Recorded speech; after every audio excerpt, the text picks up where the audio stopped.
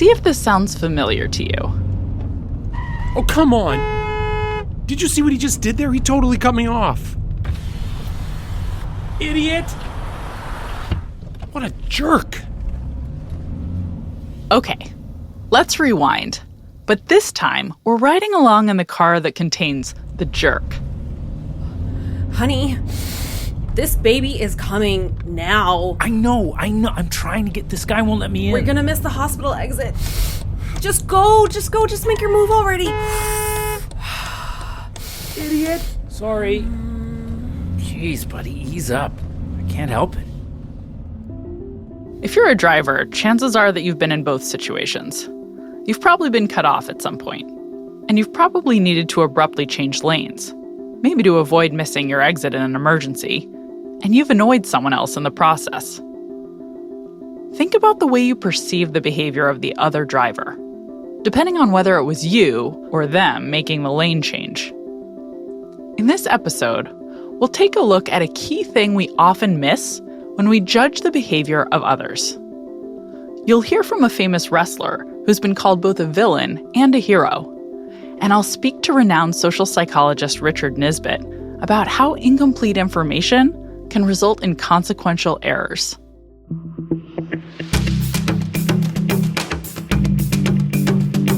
I'm Dr. Katy Milkman, and this is Choiceology, an original podcast from Charles Schwab. It's a show about the psychology and economics behind our decisions. We bring you true stories involving life-changing moments, and then we explore how they relate to the latest research in behavioral science, all to help you make better judgments and avoid costly mistakes.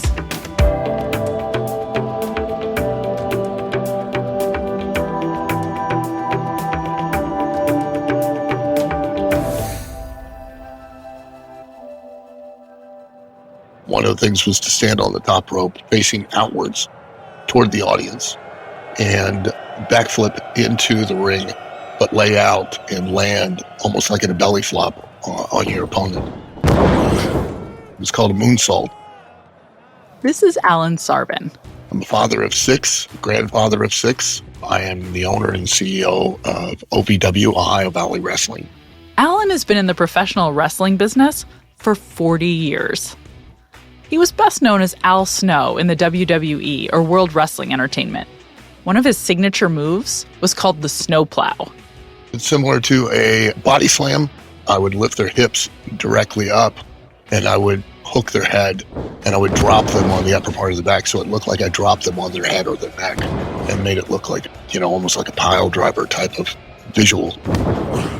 This type of show wrestling is physically demanding and can be quite dangerous. But it's all in support of a peculiar form of storytelling. Professional wrestling, it's the art of physical storytelling within the context of a competitive situation. And it is very much a synergistic performance. The audience is just as much part of your performance as you are. There is a very definitive exchange of energy that goes on between the audience and the performer if it's done correctly. In the ring, you're continuously evaluating what is happening, where you're at, how much time is left, should you speed up, should you slow down, and you adjust accordingly to get the strongest emotional reaction that you possibly can upon the outcome. Most people, and most wrestling fans, understand that the outcome of these matches is decided in advance. We all know, and everyone has known for, quite honestly, decades, since 1920, that professional wrestling is predetermined. The myth that people just recently discovered this is absurd. That's like saying that everybody didn't know that Spider-Man wasn't a documentary. For fans, the real thrill of professional wrestling comes from the intense physicality, the choreography, the surprise moments, and the story of the struggle between larger-than-life personalities. Those personalities are often divided into 2 camps. In pro wrestling, they call them baby faces and heels. In any form of storytelling, you have an antagonist and you have a protagonist. And even in wrestling, you do as well. But instead of the protagonist, we call them a baby face. And these are terms that originated in the carnival days back in the early 1900s. And the antagonist is a heel. And for a very long time, I was known as a heel in the professional wrestling business. The babyface's job, just like in any other form of storytelling, is, in our vernacular, to get over with the audience, which means to make the audience live vicariously through the babyface, to identify with the protagonist and feel like when that protagonist succeeds, the audience succeeds. And so my job as the antagonist, or as the heel, was to do everything in my power to make that audience want to be my opponent as much as possible, so that if I did anything, I did one thing to my opponent, I just did it to the entire audience. And the way that I judged that was not just by whether or not they booed me. When I knew that I had really succeeded in captivating an audience and really capturing their emotion was when they took physical action. Were they standing on their feet? Were they trying to clap him on the back? Were they trying to shake his hand? My goal as the antagonist, as the heel, my goal is to get you to be so angry, so frustrated, feel so much injustice has been done, not to just the person watching, but to you. Now I know I've really succeeded. Naturally, Al recognizes the importance of the heel in a good story. No story is any good without a great antagonist. None. Think of any story that you've ever read. And the antagonist doesn't even have to be a person. The antagonist could be a mountain that the protagonist has to climb. The antagonist could be a competition that you're wanting to cheer on and see the protagonist win. Ultimately, there is no good story without a good antagonist. And unfortunately, a little bit of advice for anyone who's listening, no matter how much you think you're the protagonist in life, there are people around you that you are the antagonist in some of their stories. Trust me. While Al was just playing a role as the antagonist in wrestling matches, some fans took to judging Al as a person based on his behavior in the ring. I've had several fans who assume that because they see me on a weekly basis, they know who I am as a real person, and feel like they've developed, to some degree or another, a relationship with me that doesn't really exist, and they don't really know who I am. One of Al's gimmicks was to act unhinged. He used to pretend to converse with a mannequin head. And there are people that still to this day believe that I'm quite insane. As you can tell from this interview, Al seems like a regular guy, at least when he's not flinging other giant wrestlers around. I want you to hold two images in your mind: the over-the-top mean wrestler and the regular guy, as we hear about Al in another context. My wife and I had traveled down to Florida to spend several days with my best friend and business partner and his wife. They have a vacation home down there. We had gotten down there and a tropical storm had come in on Wednesday, and we couldn't go to the beach. And I made the decision that we would stay on Thursday because we had missed one day at the beach, and we thought, well, we'll stay the one extra day. We'll go back Friday. So we weren't even really meant to be there that day. The day before the tropical storm came in and the winds were really heavy and the sea was really rough, and basically you couldn't go out. It was pretty severe. But then the next day, it was beautiful. The weather was just fantastic. The only thing was the water was kind of rough. There was one area where on the beach, the lifeguard had cordoned off with cones, designating that in this particular stretch of water, they didn't want anybody in. Apparently, in that area was where the riptide was very, very strong from the storm coming in the day before. I didn't know that it could be just localized like that, but everybody was outside of that cordoned off area. Nobody had any issues. And I was standing out in the water and was probably about a football field maybe or so away from where it took place. What took place was one of the most harrowing experiences of his life. My wife was returning to the beach and was sitting down, and then I began to hear yelling, screaming, somebody screaming help, and I looked over and there was a little boy He was swimming frantically. The boy had been swept into the cordoned off part of the beach by the powerful riptide. And as I was watching him, he was swimming as hard as he possibly could. It looked like somebody had tied a rope to his foot and was literally dragging him out into the water. No matter how hard he paddled, no matter how hard he struggled, he was just being pulled inexorably out to sea. As I'm watching the little boy yelling and screaming for help, and I can see he's panicked, I see the mother now. She's beginning to run down the beach, and she's like, someone help my son, someone help my son. And I don't remember making a conscious decision. I just knew that I had to go get him. Like, if I didn't go get him, he was going to die. So I took off, kind of half swimming, half running through the water as fast as I could.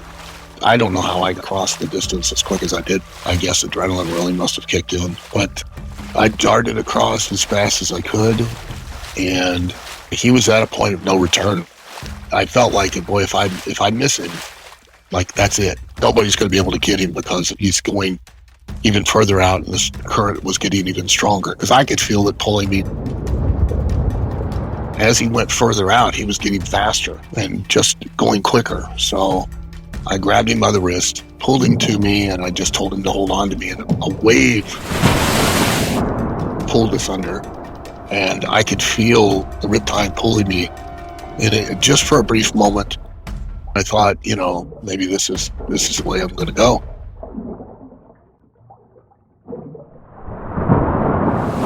And we broke out of the water.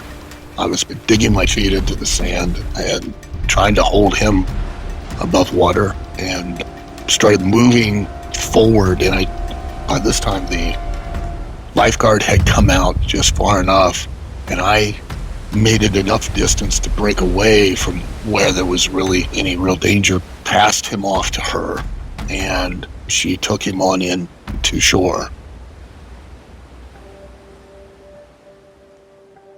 And got up on the beach and collapsed. All of a sudden, it just hit me, and I dropped to my knees by our cooler that we had standing there, and kind of had to use the handle to stand back up because all the adrenaline just went out of me. Slowly, Al's exhaustion turned to relief and gratitude.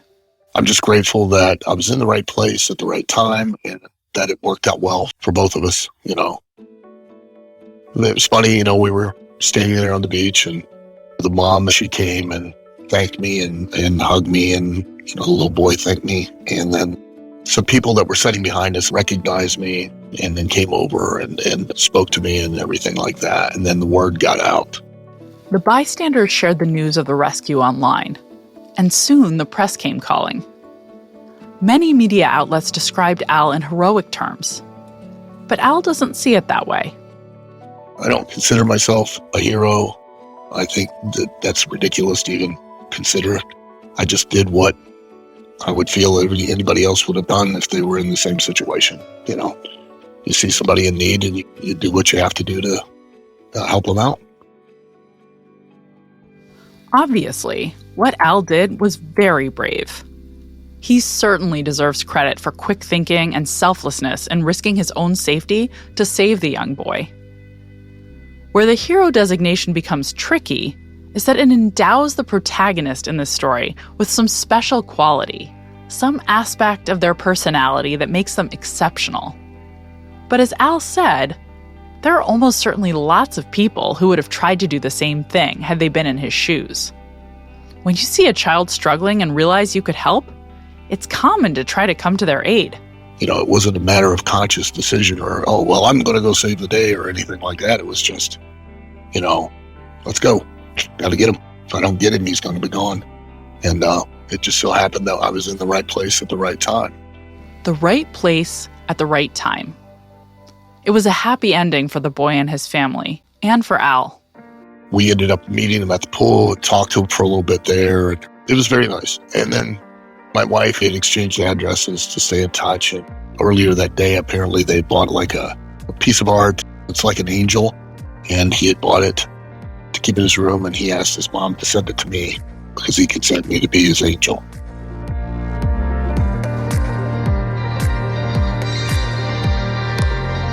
Alan Sarven has been involved in professional wrestling for 40 years, most notably as WWE wrestler Al Snow. He is currently the owner and CEO of Ohio Valley Wrestling in Louisville, Kentucky.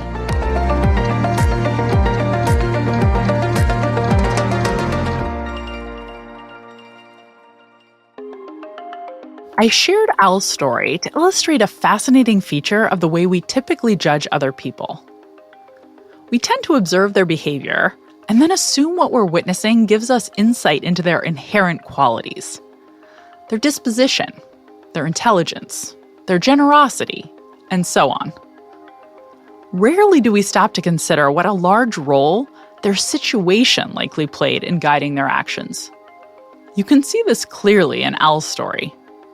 He often played the part of a villain or heel in the ring, and this led lots of wrestling fans to believe that he was truly mean or evil or unhinged, even though it was just an act. Later on, when Al found himself in the right place at the right time to save a life, he was lauded by the media as a hero. But Al felt he'd done what almost anyone in that same situation would have. So why is it that we tend to ignore the situation when we judge a person harshly for a perceived character flaw or laud them for a perceived strength? Why do we overemphasize a person's motivations and underemphasize the context they're in? To pose the question differently, why do we trust actors who play doctors on television to sell us prescription drugs? And why do we infer the person who cut us off in their SUV was a jerk, rather than racing to get to the hospital? To answer these questions, I've invited the renowned social psychologist Richard Nisbett to speak with me about his work on the fundamental attribution error. Richard Nisbett is a professor emeritus at the University of Michigan and the author of many books, including most recently, Thinking, a memoir. Hi, Richard. Thank you so much for taking the time to talk to me today. Thank you.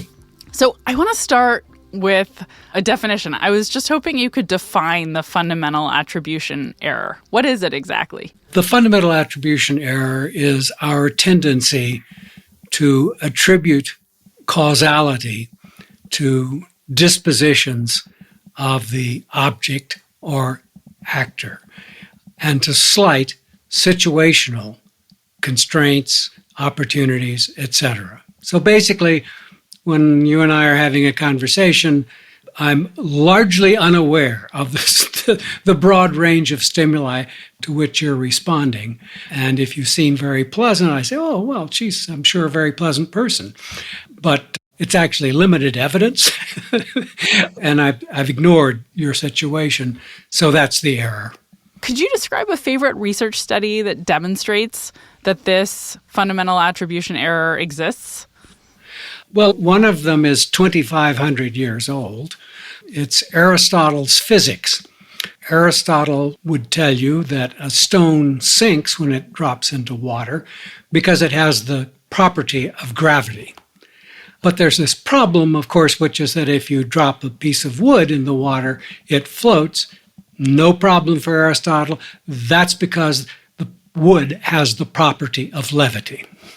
Now, of course, there's no such property, and gravity is not inherent in the object. It's inherent in the relationship between the object and something else. For example, Earth. Okay, so you've given us an example of how the ancient Greeks might have made this mistake. But what about something more contemporary? We did an experiment quite a while ago when I was at Yale. We contacted students at Yale and said there are a number of visitors, well-heeled visitors who are hoping to get their contributions to the university. And if you would be willing to show them around for a couple of hours, we could pay you, and I'm going to give you contemporary equivalents rather than the actual amounts we offered, so it'll make sense.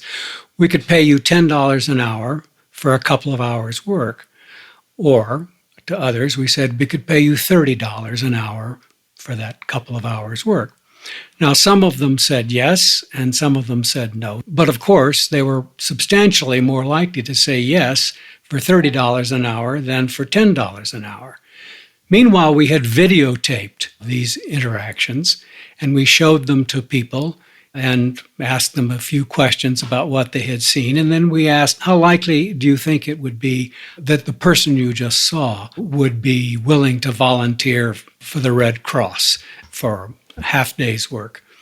And people made these judgments, and they were almost completely unresponsive to the amount of money that was offered. If the woman said yes, and it was offered $30, they were no more likely to assume that she would be a volunteer than if she had only been offered $10 and agreed to do it. And the same thing for women who turned it down. There was no response in their judgment to the fact that they had been offered a lot or offered a little. So that's a fairly spectacular one, because the amount of money offered, of course, was a big influence on whether people volunteered or not. That study is so fascinating, and it's so interesting that, of course, it's natural that we should expect people who said yes for $10 to be more generous than people who said yes for $30, right? And we should infer more about their likelihood of volunteering for the Red Cross. But what you're saying is there's just not a sensitivity to that. People attribute it all to the person and not to their situation, which is a different amount of money on offer when you see that they make this generous decision to spend time with donors. Great summary, thanks. Such a really interesting study.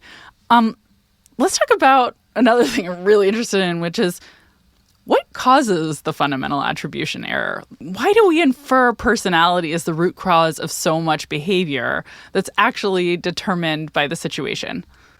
The object, which could be a stone or it could be a person, but the object is very salient. There's a strong temptation to say it's something about the object, something about the person that caused them to do that.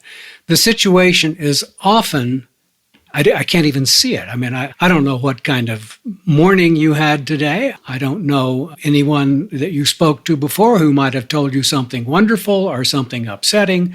I can't know that. So a lot of the situational factors that influence our behavior are simply not visible to the observer of the behavior. That's a big part of it. But as our study that I just described shows, we can be awfully obtuse even when it's kind of rubbed in our noses. I mean, this woman was paid a lot to do it and she volunteered. How much of a volunteerer do you think she is? And then people will say, oh, she's a big volunteerer.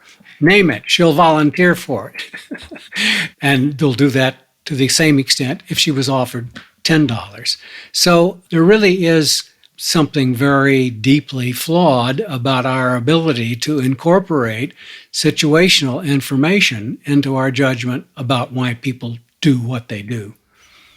Why does the fundamental attribution error matter? Why should we be concerned about this mistake that people make? We make snap judgments about people on a limited amount of information, and when that's the case, it's just automatic. We're going to make errors in our interaction with that person again because we've made too readily the fundamental attribution error, assuming that the reason for some particular behavior was a disposition of the person, a personality trait or a skill or whatever, rather than a response to this specific situation where they observed the person. So how did you originally get interested in this topic? Oh, my goodness. It's quite interesting. I was working with Ned Jones. We wrote a paper on the actor and the observer. And a lot of what we said about the differences between the actor's explanation for his or her behavior and the observer's is that the actor is much more likely to refer to the situation when explaining his or her own behavior than when observing someone else's behavior, where they're more likely to make a dispositional inference. What I just said just now, I said to Lee Ross, and Lee, with no hesitation at all, says, yeah, that's great, Dick, but it misses the larger point, which is that everybody, for everything, makes dispositional inferences when they should be making situational inferences. And on the spot, he invented the fundamental attribution error concept. So that's where it came from. That's a wonderful anecdote for the history of behavioral science. I'm glad to have that for the record. For your average listener who is, listening to the show hoping to become better at making decisions by understanding behavioral science a bit, what do you think their key takeaway should be from learning about this? Is there anything they should do or think about differently? Get more evidence. I mean, don't assume that a single encounter or a single anecdote about the person is terribly informative. Our error in making the fundamental attribution error is linked to another very serious error that we make constantly, which is not having enough information to really make a judgment. We don't fully understand the concept of the law of large numbers, which basically says, in its simplest form, more evidence is better than less evidence. In its somewhat more complicated form, the law of large numbers says the more variable the entity, the object, the kind of attribute for that object, the more variable it is, the more evidence you have to have.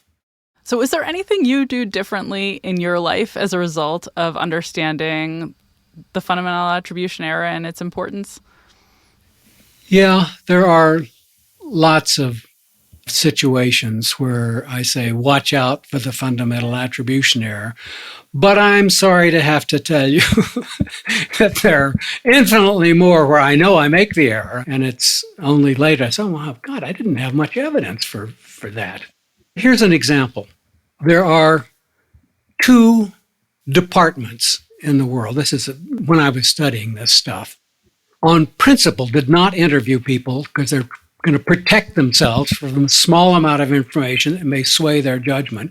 They make the judgment on the basis of the person's career, about what people say about the person, a huge amount of information in the folder, and they say we've got to protect ourselves because we'll surely respond too much to how the individual behaves. Now, the two departments are the University of Michigan's psychology department, which started having this policy of not interviewing 60 or 70 years ago.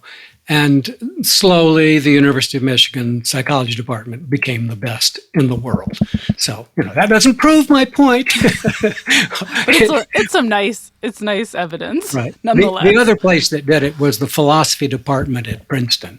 And that was done because one of the philosophers there was married to a psychologist who told him about the law of large numbers and about the interview illusion and so on. So they stopped interviewing people. And after a while, it was the best philosophy department in the world. Again, that's not proof, but very interesting. Richard, this has been such a fun conversation. Thank you very much for taking the time to talk to me today. I really appreciate it. Sure, I had fun. Richard Nisbett is the Theodore M. Newcomb Distinguished University Professor Emeritus of Psychology at the University of Michigan. He's also the author of many books, including Thinking, a memoir. I have links to the book and some of his research on the fundamental attribution error in the show notes and at schwab.com/podcast.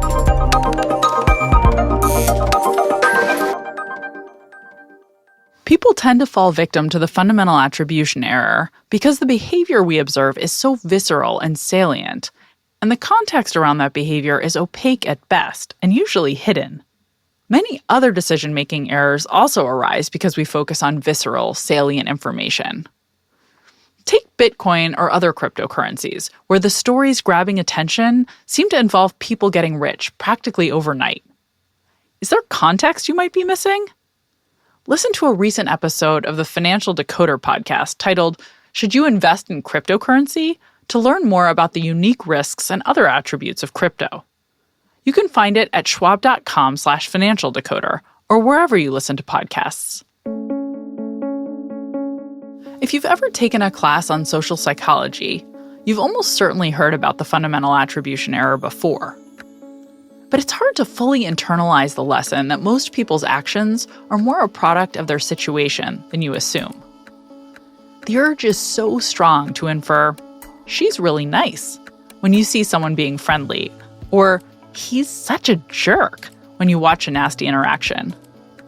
Of course, Some behaviors, good and bad, are driven by our traits. But on balance, nearly as many are driven by our circumstances. The expression "don't shoot the messenger" is so apt because we tend to attribute blame to a person just for being assigned to deliver bad news. The fundamental attribution error appears in the business world as well. We often give excessive credit to management and CEOs of successful companies. Of course, CEOs' decisions do make a difference, but we tend to focus our attention there while neglecting favorable economic conditions. And of course, the same applies when a business fails. Poor economic conditions tend to be underappreciated relative to the skills of leaders, or lack thereof, in driving bad outcomes. Or consider investing. Suppose you bought a stock because you liked its prospects for a specific reason. If it goes up, you'll probably assume your skills as an investor are the reason. But if it goes down, it must be bad luck. Judging the same outcomes faced by another investor, you'd be more likely to attribute the bad performance to a lack of skill than luck. What you see as due to outside circumstances, like chance, versus skill, often depends on your perspective.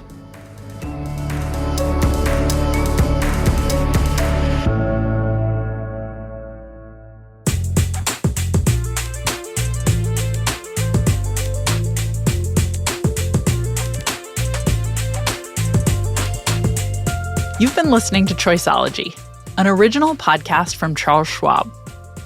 If you've enjoyed the show, we'd be really grateful if you'd leave us a review on Apple Podcasts. You can also follow us for free in your favorite podcasting app.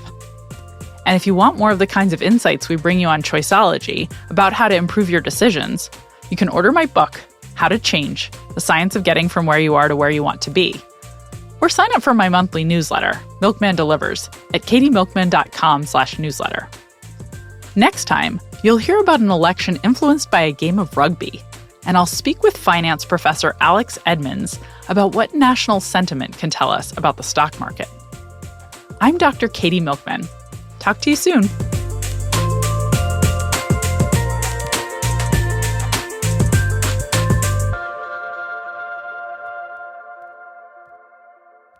For important disclosures, see the show notes or visit schwab.com/podcast.